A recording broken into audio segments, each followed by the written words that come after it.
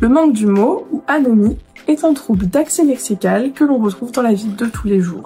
Il vous est sûrement déjà arrivé de chercher vos mots pendant une conversation ou dans diverses situations. L'anomie précisément, c'est aussi un trouble que l'on retrouve dans diverses pathologies neurologiques, qu'elles soient acquises ou neurodégénératives.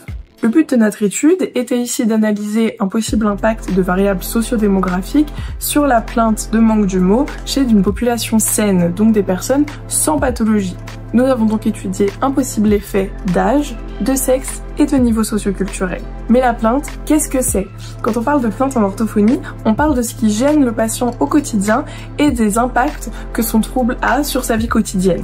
Ici, nous avons donc tenté de mesurer la plainte de manque du mot chez des personnes saines grâce à un questionnaire d'auto-évaluation d'anomie qui fait partie d'une plus grosse batterie d'évaluation lexico-sémantique qui s'appelle la LAS50. Le questionnaire y comportait 10 questions qui permettaient tout d'abord de quantifier la plainte dans diverses situations, puis le questionnaire explorait également les répercussions de cette plainte en vie quotidienne pour le sujet. Ce mémoire, il fait donc partie d'une plus grosse étude de grande ampleur autour de la LAS50 et il a permis de débuter les travaux de normalisation du questionnaire. Nous avons interrogé 30 personnes saines, réparties équitablement entre hommes et femmes, de divers niveaux d'études et de divers âges.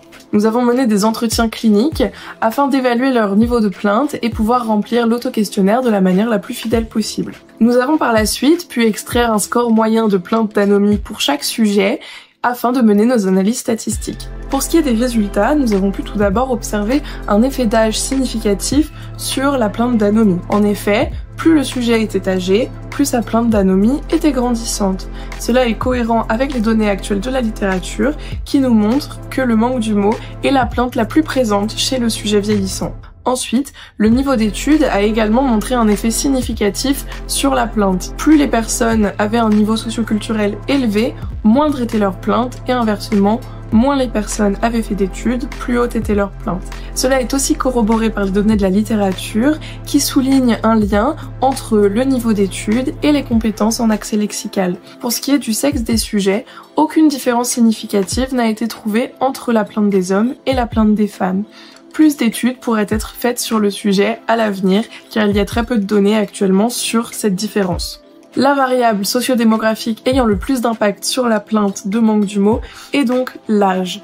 Elle sera étudiée plus en profondeur l'année prochaine dans un autre mémoire qui portera spécifiquement sur la plainte d'anomie chez le sujet vieillissant. Ce prochain mémoire fera toujours partie de la grande étude autour de la batterie de tests de la LAS50 et permettra d'approfondir les données collectées dans ce mémoire.